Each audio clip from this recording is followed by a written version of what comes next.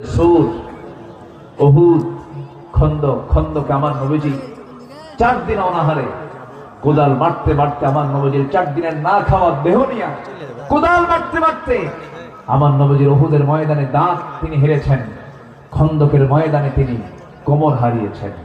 শেষ জীবনে রাসূল যখন মারা যান, কোমর সোজা করে দাঁড়াতে পারেন না এই খন্দকের পরীক্ষা খননের কারণে।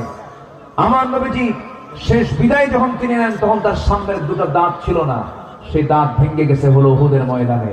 নবীজির সব সুন্নাহকে মানবেন, কিন্তু নবীজির এই কোমর ভাঙা সুন্নাহ মানবেন না, দাঁত ভাঙা সুন্নাহ মানবেন না।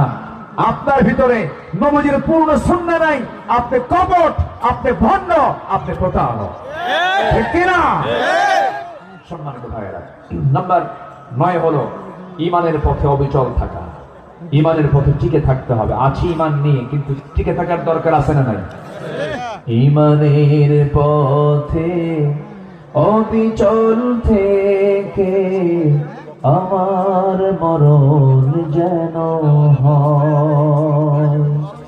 ঈমানের পথে অবিচল থেকে আমার মরণ যেন হয়। জোরে বলে আমিন। নাম্বার 10 হচ্ছে আল্লাহর প্রতি তাওয়াক্কুল করা। ওয়া ইয়াতাওয়াক্কাল আলাল্লাহ ফাহুয়া হাসবুহ। আর এই সূরা আহজাবের আমার তেলাওয়াত আয়াতের মধ্যে একটা অংশ এসেছে, ওয়া তাওয়াক্কাল আলাল্লাহ ওয়া কাফা বিল্লাহি ওয়াকিলা। আমরা যদি আল্লাহকে একমাত্র ওলি বানাই, আমাদের আর কোনো টেনশন নাই।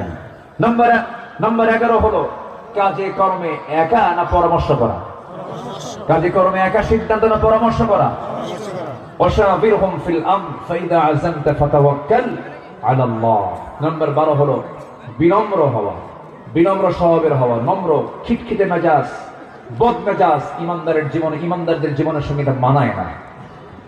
নাম্বার 13 হচ্ছে ক্ষমাশীল হওয়া। আমরা ক্ষমা করতে জানবো, আমরা ক্ষমা করব, আল্লাহ আমাকে ক্ষমা করবে। ইন্নাকা তুহিব্বুন আল্লাহুম্মা ইন্নাকা আফুউন কারীম তুহিব্বুল আফওয়া ফাআফু আন্না।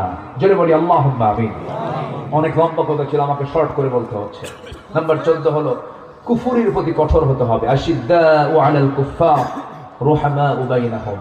আমার দেশের কিছু কিছু নেতার সম্পর্ক হলো ইহুদি খ্রিস্টানদের সাথে খুব বেশি, এমনকি বিয়ে শাদীও আছে। আছে না নাই? আছে না নাই?